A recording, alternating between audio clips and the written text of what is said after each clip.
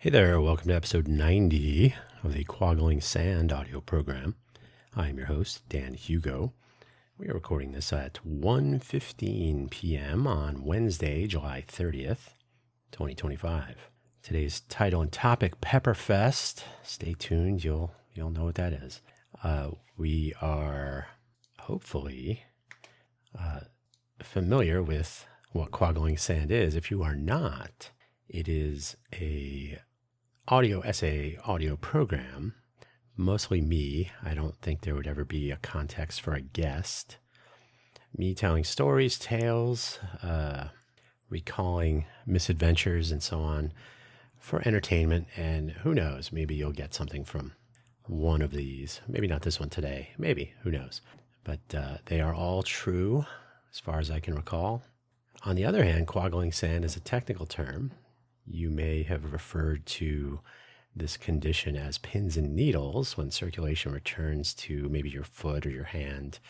If you were sitting on, laying on, generally blocking circulation. So as circulation returns, pins and needles, the technical term which I coined when I was very young, quaggling sand. Hopefully wherever you've located this audio program, you're able to also locate the episode description, which contains the show notes, including a summary, which I'll read to you, and the show links. The links are in something of a transition, so I'll read them, but stick to it. So let us begin so we can end. Summary: college is a great time to learn, to grow, and to try out dumb ideas, or to help others do the same. This was just such a bad idea. The links for today's episode, as usual, buymeacoffee.com/DanHugo has a profile page, and on that page are links to all of my audio programs, among other things. It is important to note that the links to the audio programs as I'm speaking right now are to the Spotify creator profile pages. So the links on there will be to Amazon podcast page, the Spotify episode pages, or show pages for each episode. I've recently added iTunes, so you can now grab these from Apple, and there will be more in general. So I'm trying to up my game as far as availability of my audio programming. So you can find those links there. In addition, there are links for, Buy Me an Update and a Coffee Solo. So Buy Me an Update is at buymeacoffee.com/danhugo/posts. That is published on Mondays, usually Monday morning. It's a 5-minute or less quick rundown on the week's previous audio programming topics, and then any news and announcements upcoming into the near term. So it's like a one-stop shop for what's up. And Coffee Solo, ko-fi.com, ko-fi.com/danhugo/posts, is published whenever, about whatever. There is no set schedule, no set topic or range of topics. So those are also available. So initially those were available on those respective websites, buymeacoffee.com and ko-fi.com. But they are also available on Spotify, via the Spotify creator profile page.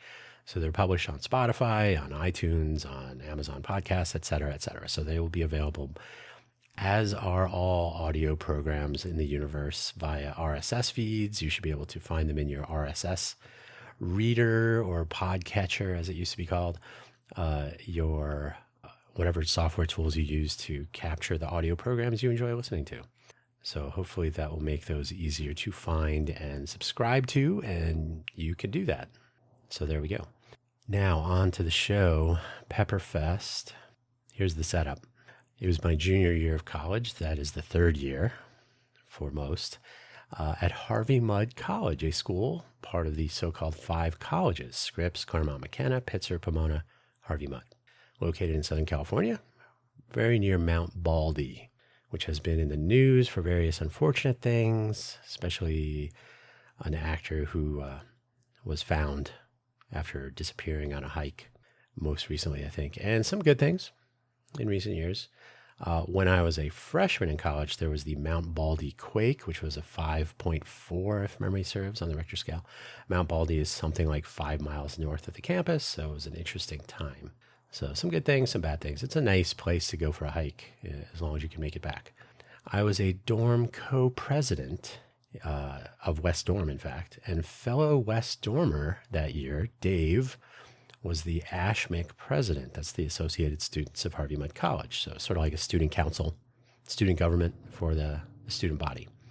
West Dorm has had and probably still has, who knows, something of reputation, housing some of the smarter and more involved students at the school, also known for being generally loud and obnoxious, the dorm on the whole, and probably some of those individual students. The 5 college policy on students and alcohol was particularly liberal, including funding and loans available from the 5 college social committee to hold parties and other events, which included service of alcoholic beverages. Without going too far down that road, I will say that one of the professors at Mudd, when I was there, Professor Olson, had been a student back in the old days at Harvey Mudd and told of students driving up into Mount Baldy for off-campus parties. I'm sure those were fun on the trip up, but who can say on the trip down? So from a safety standpoint alone, keeping people from driving was a good idea. So keeping people on campus generally safer for everybody. A little bit noisier and more messy, but generally safer. So here was the pitch. So-called 5 college parties were open to all students from the 5 colleges with their college ID. This prevented what are sometimes called townies or locals from wandering over and seeing what the college kids are up to. And so the college, 5 college party would receive some of that social funding from the 5 colleges. That was a line item in the semester tuition, was a contribution of some amount to the 5 college social fund. So that could be a point of contention. West Dorm was famous for Wild Wild West in the beginning of the first semester in September and the TQ night party in the beginning of the second semester in January. Other dorms on the Harvey Mudd campus at the time had their traditional events, long tall glasses, POE, New Year's at the new dorm, and so on. Not to mention smaller events that were not funded by 5 college loans and grants. West had several other events each semester, some focused on 1-ounce beverages to be had at 1-minute intervals for, say, 1 hour and 41 minutes. Social, to be sure, and with the larger 1.5-ounce serving each minute that some might adventure to try.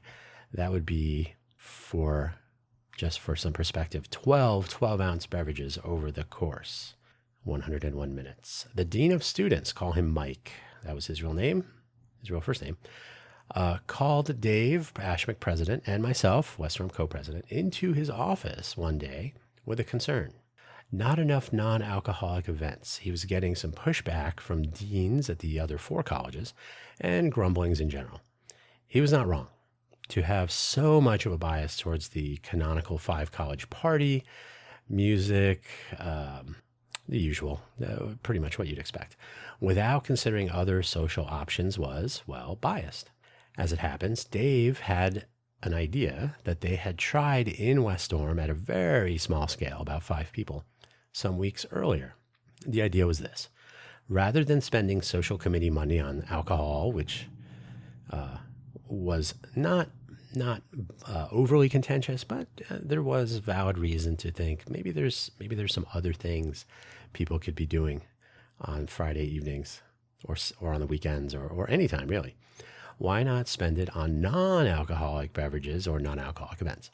To try this out, the scope of this second round of testing of Dave's event was a 1 college party, though others would be welcome. The scope of same idea, school ID to come by. The scope of advertising and promotion was only on our campus, so we didn't reach out far and wide. That was to keep the event small and within a reasonable budget, and would be only soft drinks, music, and the general social gathering that tended to take place at these things. And I will point out that all 5 college parties were required to have what they called alt-bevs, alternative beverages, soft drinks. The beverage of choice, Dr. Pepper, the name of the gathering, Pepperfest. The rules were simple. I mentioned the shot game earlier, often referred to as 101 or in some cases Century Club, if only 100. So 101, that extra 1 at the end there. Probably other names.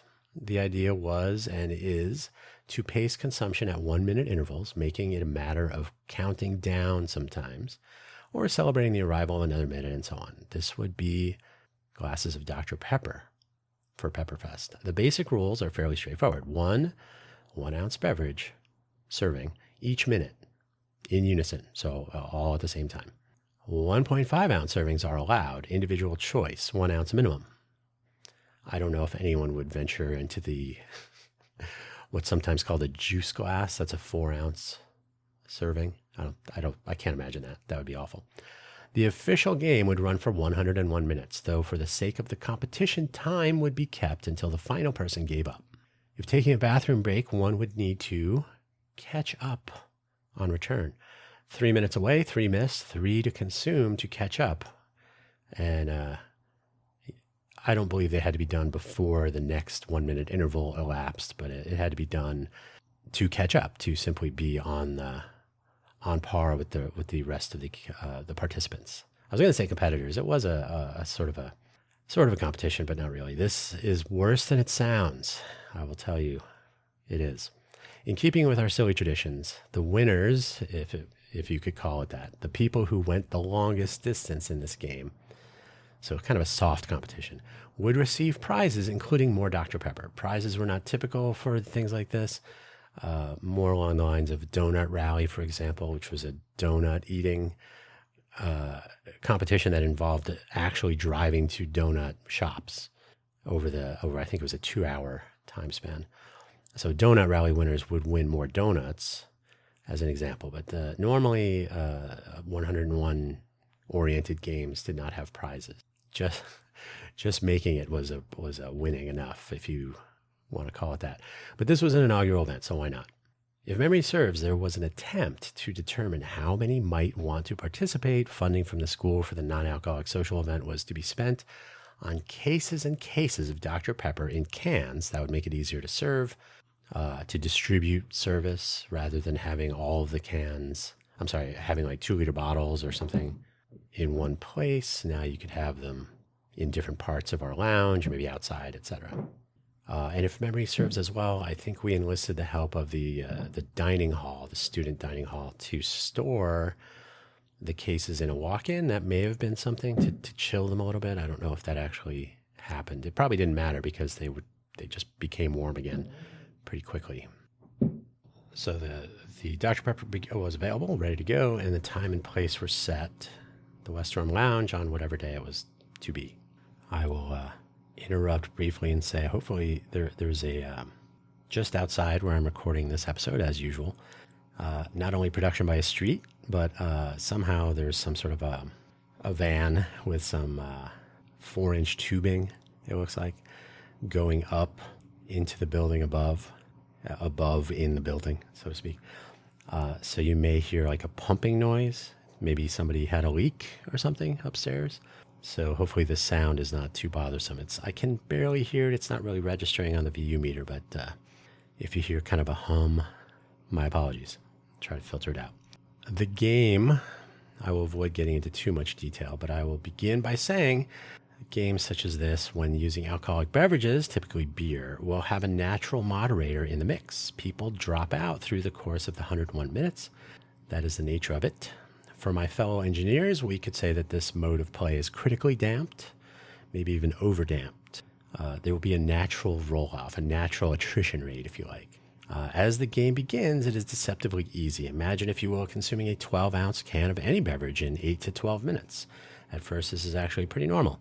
There is something a little unusual about the specific pacing, that you must drink the 1 ounce or 1.5 ounces every minute, but the overall rate of consumption is nothing too challenging at first. Now imagine starting on a 4th 12-ounce can of some beverage. This is the beginning of the beginning. It's beginning to become challenging at that point. And in the case of Pepperfest, you are drinking a sugary soft drink. There is no natural moderator built into this excursion. As more and more sugar is entering the bloodstream of the various participants, or sitting in their stomachs, hopefully, that 4th can is coming in at around minute 37 or sooner for some who are drinking the larger serving size. And there is still another hour to go, actually an hour and 4 minutes at that point. This is where it begins to get ugly. The chaos. Without any moderator like alcohol to slow or even stop some of the participants, and in fact with sugar fueling the escalation, things got a little crazy as 1 hour passed, probably as 1 hour approached, really. At 1 ounce servings, at 1 hour, this is 5 cans of Dr. Pepper per person. But as the game progresses, the precision wanes, and there are some doing the 1.5 ounce servings. It could be a little off. There's probably some error in those servings. At 1.5 ounces, 1 hour is 90 ounces of Dr. Pepper, or 7.5 cans of Dr. Pepper at the 1 hour mark. As you may be thinking, even at 7.5 cans or so of Dr. Pepper, how bad could that really be? Well, that 1 minute timer really, really grates. And it's, if it hasn't already by the 1 hour mark, it is really becoming a factor in the enjoyment of this participation. And while you might believe that you could consume 5 to 7 cans of Dr. Pepper over some amount of time, try doing it every minute for 60 minutes straight. The crowd was getting restless, to be sure, with all of that sugar, no snacks, unless they brought their own, and an interruption every minute to, as a group, consume another swig of Dr. Pepper of whatever serving size they were enjoying. I personally witnessed one person evacuate whatever Dr. Pepper was in their stomach into a large garbage can nearby. If you are imagining how Dr. Pepper might be tasting this far along in the game, it does not improve with the scent of partially digested Dr. Pepper nearby. The experience. I lived in the first floor fishbowl at West Dorm for 3 years, and early on we had established our monthly game along these lines, though not with Dr. Pepper. Of course, I was participating from that perspective as a dorm co-president also, and to support this effort per our discussion with Dean Mike some weeks earlier. That said, it was by no means easy, and again, with that natural moderator missing, the chaotic behavior and discomfort of various participants was not helping anything. I made several trips to the restroom, which was luckily in our fishbowl suite immediately next to the dorm lounge.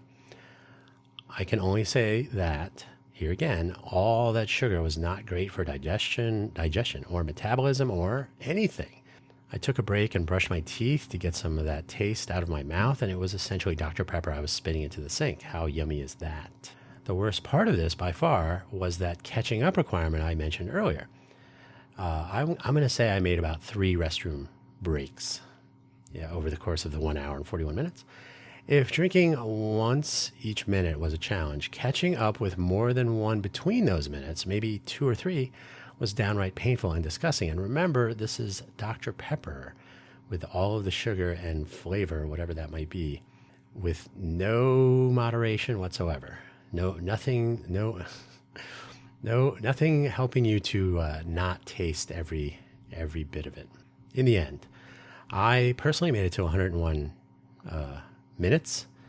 It was not fun. That was enough for me. The winner, if that is the correct title, finished off something like 150 servings. No idea how large each was, but he had come through largely unscathed. Many people dropped out early. That one person who evacuated their Dr. Pepper into the garbage can near me continued on and came close to finishing. He may have finished, not sure.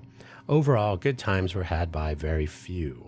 The next day, all cans that remained intact were threaded onto a long string or maybe fishing line or both, and hung up like a banner across the dorm courtyard from the second floor balcony.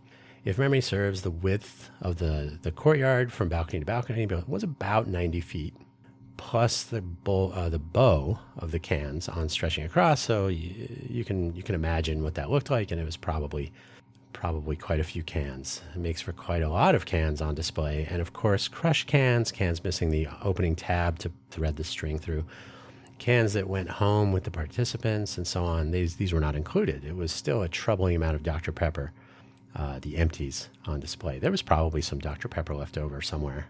Hopefully it was stolen. In the end, the point was made, I suppose. Non-alcoholic events would probably serve all interested if they were maybe comedians or musical events, or in general, more about socializing and entertainment rather than repurposing an event as we had there. This would be the second larger version of Pepperfest. The experiment was cut short, perhaps. There would be no third edition in any form. I myself have not had Dr. Pepper since. Just the thought of it is sort of repulsive. So that's it, a brief episode of Quaggling Sand for today. How much longer would you like me to speak of Dr. Pepper? I think we've probably reached the end of it. Certainly, if you were drinking along with this episode, you would have had just over 1 can of Dr. Pepper. Hopefully you were not. I certainly was not. So on that note, I will end. I don't know how annoying this pump noise has been outside. Hopefully not too much. And we'll play it by ear. Hopefully I can filter out some of it, if it is a problem. So there you go. Thank you for listening as always. We'll catch you next week with some other story about some other thing, hopefully not involving Dr. Pepper. Take care now. Thanks.